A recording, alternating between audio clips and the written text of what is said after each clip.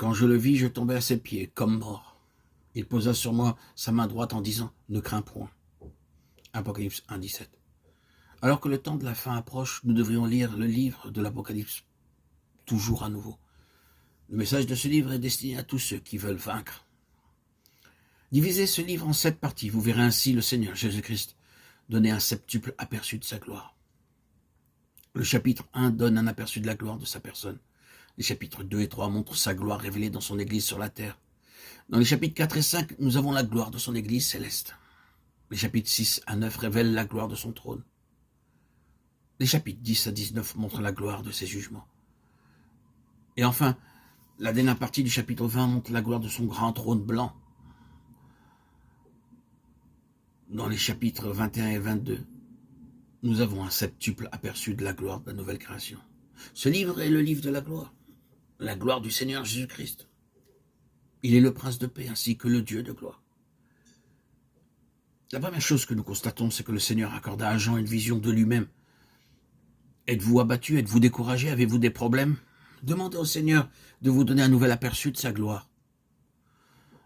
Lorsque vous verrez le Seigneur face à face, il répondra à toutes vos questions, qu'importe la complexité de vos problèmes. Ils disparaîtront lorsque vous obtiendrez de lui et de sa gloire un nouvel aperçu. Alors, tout comme Jean, vous tomberez à ses pieds. Et David recouvra tout ce qu'Amalek avait pris, et il n'y eut rien qui leur manqua, petit et grand. 1 Samuel 30, 18, 19. David et ses hommes avaient subi une grande et lourde perte. Toute leur maison avait été brûlée, leurs femmes, leurs enfants et leurs biens emmenés captifs par les Amalécites. Leur perte était si considérable que bien qu'étant des hommes vaillants, ils commencèrent à pleurer. Nous avons là des militaires qui pleurèrent tant et si bien qu'il ne leur resta plus de larmes. Leurs larmes s'épuisèrent, leurs gosiers étaient brûlants et ils avaient si mal à la tête qu'ils ne pouvaient plus pleurer. Grande était leur perte et il était humainement impossible de tout retrouver.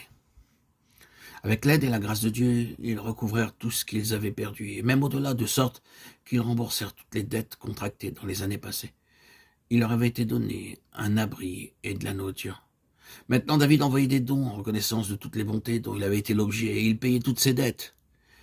Il y a une joie toute particulière à recouvrer ce que nous avons perdu, surtout quand il n'y a à cet égard aucun espoir.